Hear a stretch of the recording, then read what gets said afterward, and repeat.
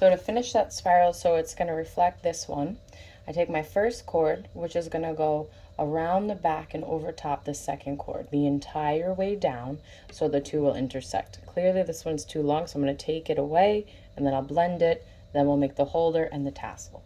So the first cord goes around the back and through, and I'm going to pull it nice and snug.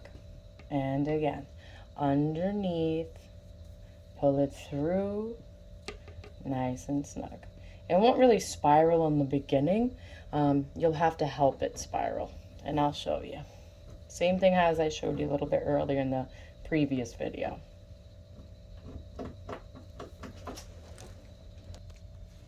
I'll do one more spiral just to make sure my hands are not in the way.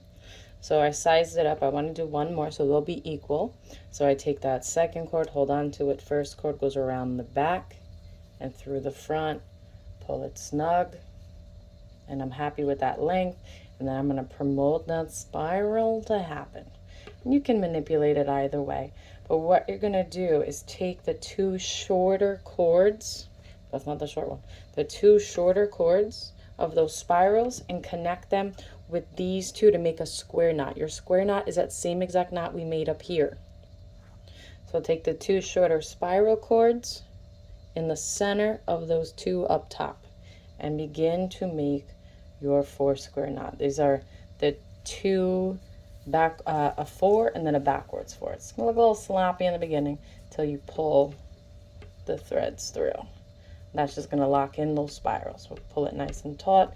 You can, if it's too much, you can kind of reduce some of those spirals, and then I'm gonna make the other half of my 4 square knot.